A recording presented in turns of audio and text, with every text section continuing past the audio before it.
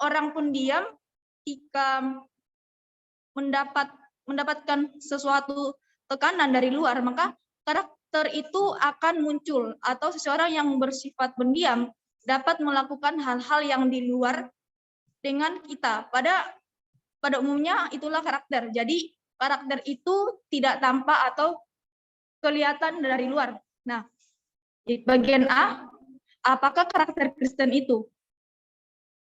Tema tentang karakter adalah bahasan yang penting, tetapi jarang dibicarakan dan telah diabaikan. Bahkan di kalangan Kristen sekalipun, dua kemungkinan alasan pengabaian ajaran ini adalah yang pertama, bahasa ini dianggap kurang menarik dibanding dengan tema doktrin lainnya. Terus yang kedua ini, tidak semua orang suka membahas karakter karena ini menyangkut wilayah atau kepribadian seseorang yang dianggap tidak boleh diusik. Jadi karakter merupakan totalitas ciri pribadi pembentuk penampilan seseorang atau objek tertentu. Ciri-ciri personal mempunyai karakter terdiri dari kualitas moral dan etis, kualitas kejujuran, keberanian, integritas, reputasi yang baik. Semua nilai tersebut di atas merupakan sebuah kualitas yang melekat pada kekhasan individu. Karakter mengacu pada kebiasaan berpikir, berperasaan, bersikap, berbuat, membentuk tekstur dan motivasi kehidupan seseorang. Karakter erat dengan pola tingkah laku, kecenderungan pribadi untuk berbuat baik. Karakter sebagai suatu yang yaitu totalitas ide, apresiasi, sikap yang terdapat dalam individu, di mana ini telah mengkristal pada pikiran dan tindakan. Hanya individu ini tersendiri yang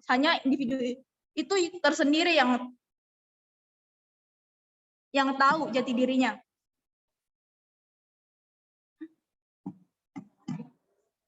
Yang pertama, pengertian karakter Kristen. Nah, Kamus Besar Bahasa Indonesia mengatakan bahwa karakter adalah istilah psikologi yang menunjuk kepada sifat khas yang dimiliki oleh individu yang membedakan dari individu lainnya.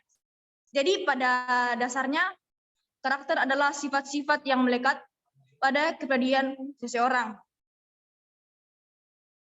Yang kedua, pembentukan karakter. Jadi setiap pribadi dikenal melalui sifat-sifat dan karakter atau yang khas baginya. Jadi pembentukan pribadi mencakup kombinasi dari beberapa unsur yang tidak mungkin dapat dihindari, yaitu unsur hereditas, unsur lingkungan, dan kebiasaan. Nah, apa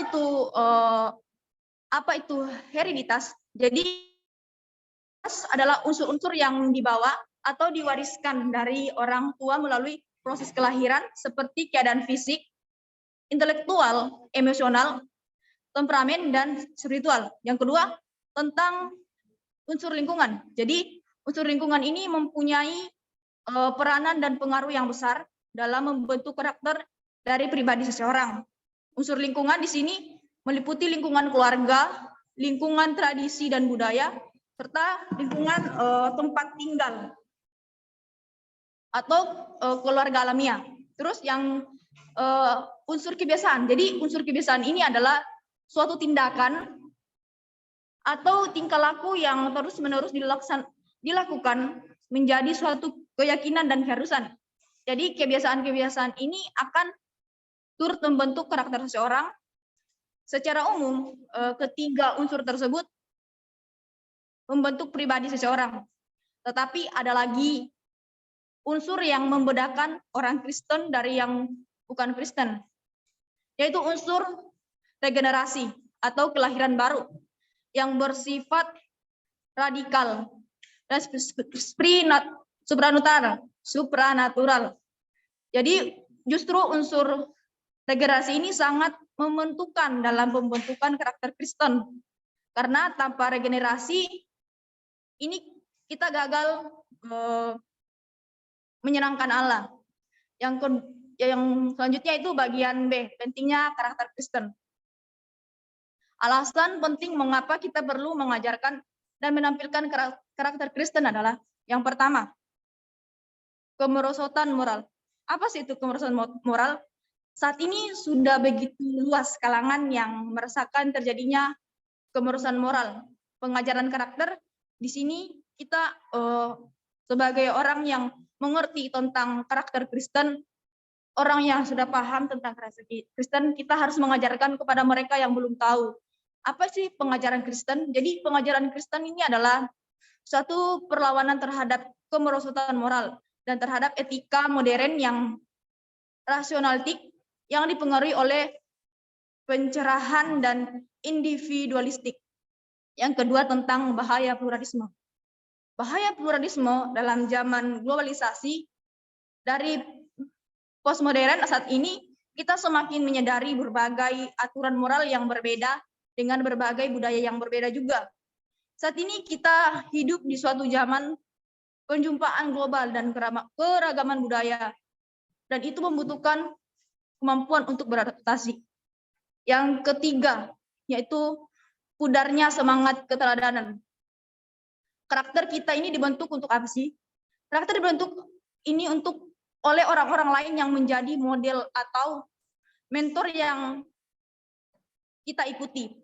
Seperti orang tua, guru, pembina, pelatih yang menjadi model atau teladan bagi kita untuk membentuk karakter kita tersebut. Jadi dengan tuntunan atau mengikuti dan meladani para pembina atau sosok lain yang layak diteladani, kita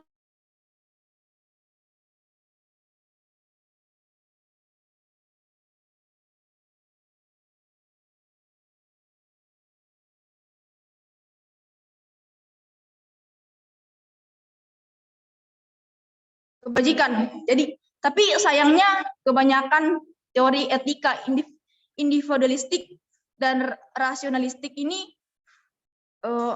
kurang memperhatikan pengaruh-pengaruh ini, atau dengan kata lain, semangat untuk mewarisi keteladanan kebenaran ini semakin memudar.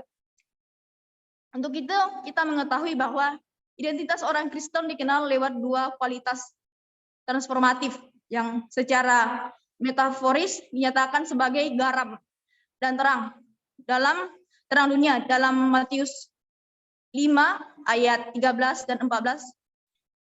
Itu bisa kita baca nanti.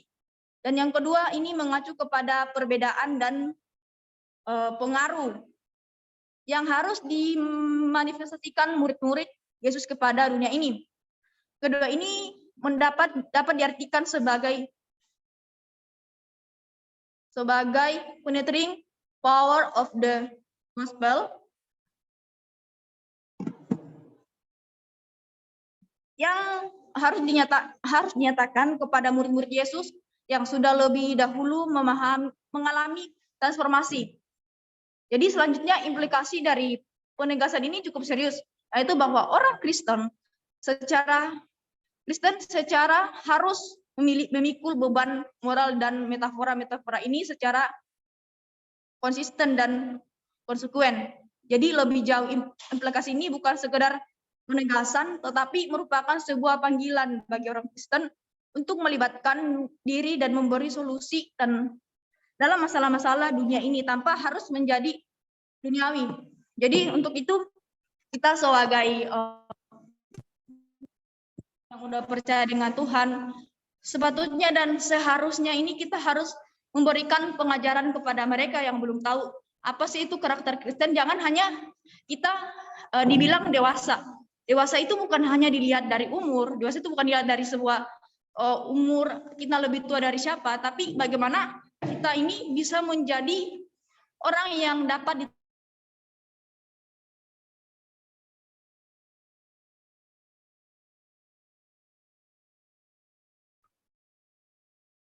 putus ya.